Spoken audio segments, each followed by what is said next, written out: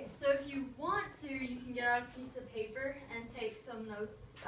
You don't have to, of course, but I highly recommend it.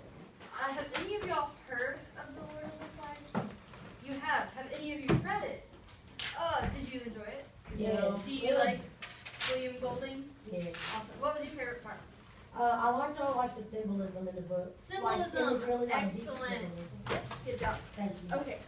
So, Lord of the Flies is by William Golding, and he was born in 1911. Do y'all know what was going on around that time period, approximately 3 years later? World War I. Yes, good job. Okay, and when you think about World War I, what's something that comes to mind? Germany. Germany, okay. What else? Death, killing. Death, killing, and that's not a good thing, is it? No. Okay, so they called World War I the war to end all wars. Now, what happened almost 30 years later? Another World War II. Okay, and what happened about 10 years after that? The Korean War. Yes, good job. Y'all know your history. Your teacher should be proud. Hey. So, yes, it didn't end all wars because there were several more.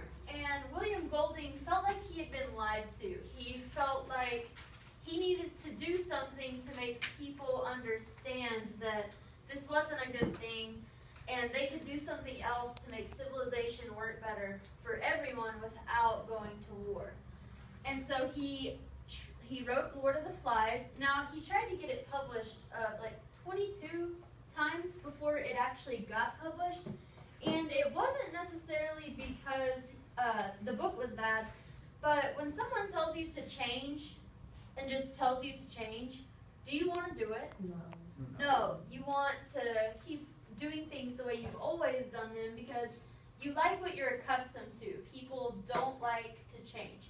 And so he wrote this book to kind of present some difficult topics to an up-and-coming audience. It's written for people like you, and he wanted them to be the change. And so you've got these children, they crash on an airplane in an uncharted island, and all of the adults die in the crash, but the children, they're all boys, they don't die. And so they have to establish their own society, their own civilization, and try and make it work so they can survive until they get rescued.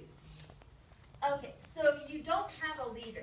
And when you have a bunch of people together, especially boys around the age of 13, and you're electing a leader, what do you think you might what do you think might happen that might be problematic? Everybody wants to be a leader, right? It's a competition. Yes, and if you don't get selected, do you think you're going to want to submit to the elected official, or are you going to want to rebel? Yeah, rebel, exactly. And so you're going to see a lot of that in this book, and there will be symbolism, like she mentioned, and it's going to help make the topic a little more accessible to a more varied audience. Okay, so you've got some literary terms here.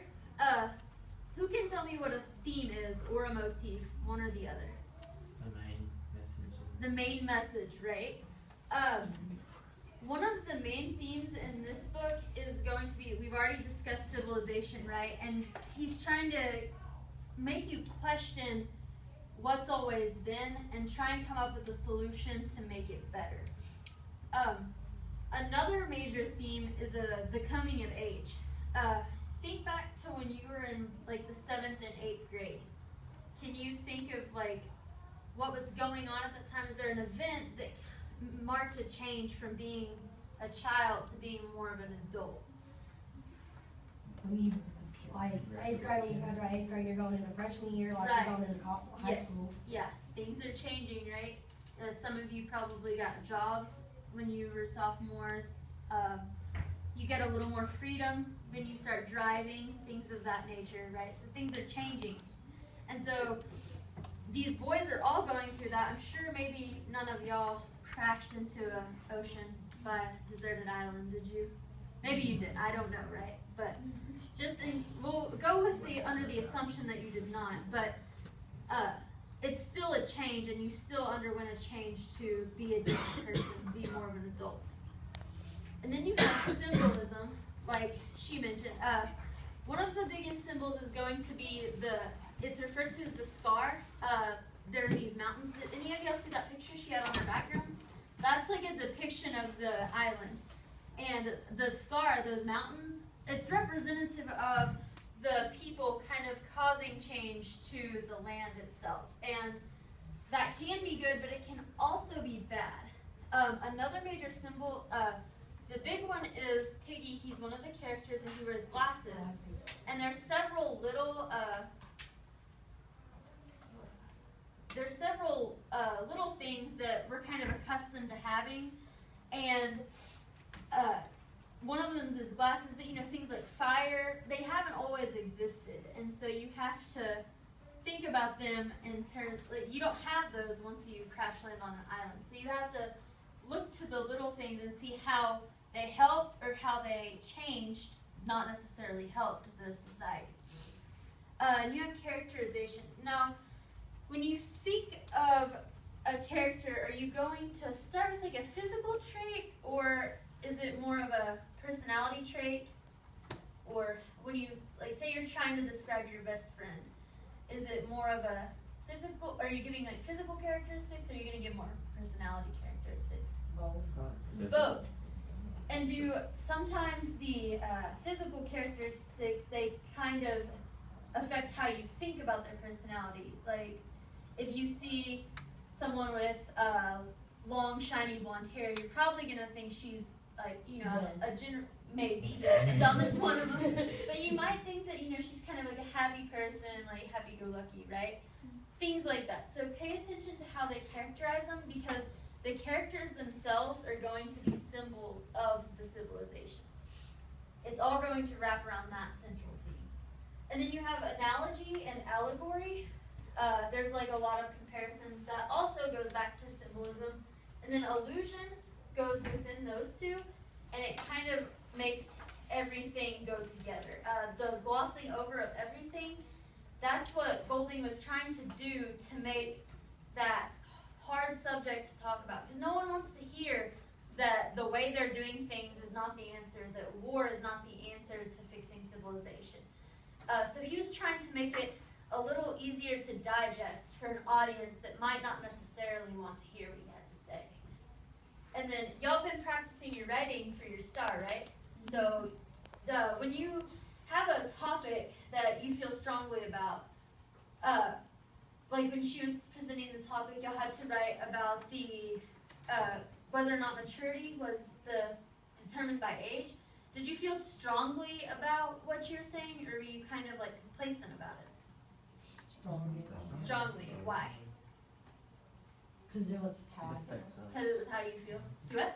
It affects us. It affects you. That's very specific, yes. So pay attention to how, you can probably hear how he felt about what he was talking about in his story. So be thinking about that as you read this law.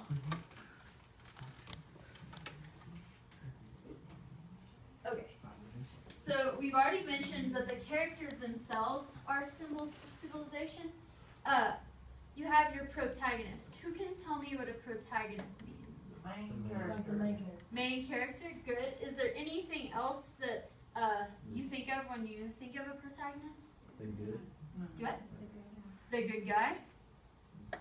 Anyone else? Like the point of view. You see the story through. You see the story. Yes, that's a good one too. What I also want to tell you is that the protagonist typically, not always, but usually, goes through some kind of change from the beginning of the novel to the end of the novel.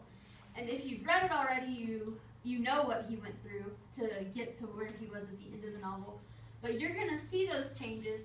And the big thing he represents is the morality of civilization. He's committed to making it work.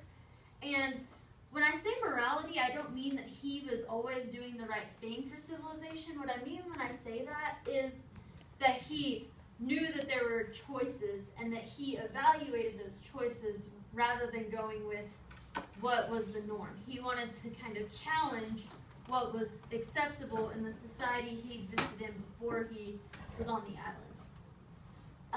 Piggy, we talked about him, and he's the with the glasses.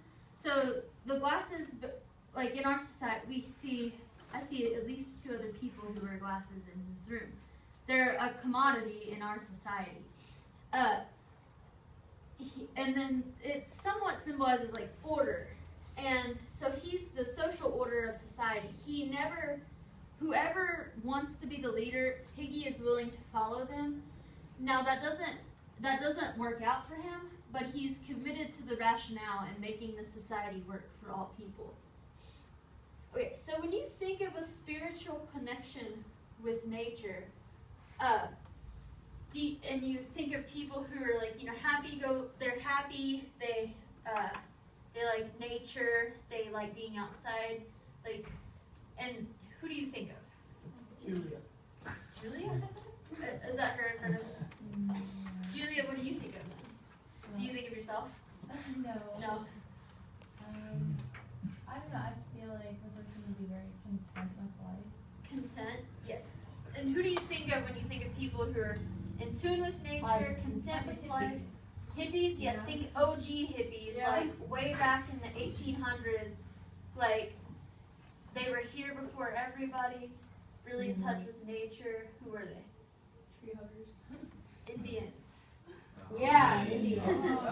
Yeah, they were like the original hippies, right? They were in touch with nature, and Simon is going to be representative of this. Now, when you think of these things, we typically think of them as uncivilized, specifically the Indians. We wanted to give them civilization when we came over here, so be thinking about that, and the fact that it doesn't mean they're uncivilized, that type of person, that type of society is a part of the civilization itself. And then you've got Sam and Eric. They're good and evil. And now good and evil are always going to come up. It comes up in your life, and it comes up in the novel. And they're the last to remain loyal to Ralph as a leader. And that itself is symbolic of the fact that good and evil, they never go away. You're always going to be faced with those choices, the duality of man. And then you have Jack. Now Jack, so you know what a protagonist is. Does anyone know what an antagonist is? The bad guy. Person Yeah. against the protagonist. It's Exactly. like the good guy, the bad guy. Yes. And so Jack was not really cool with Ralph being the leader of the group. He wanted to be the leader, and so he was doing everything in his power to overthrow Ralph. And this represents the savage instincts that when faced with a life or death situation, which when you're on a deserted island, that's a thing. You can't escape the fact that everything is life and death. And so he represents the manipulative nature and the savage instincts that we all go back to when we're put in those kinds of situations.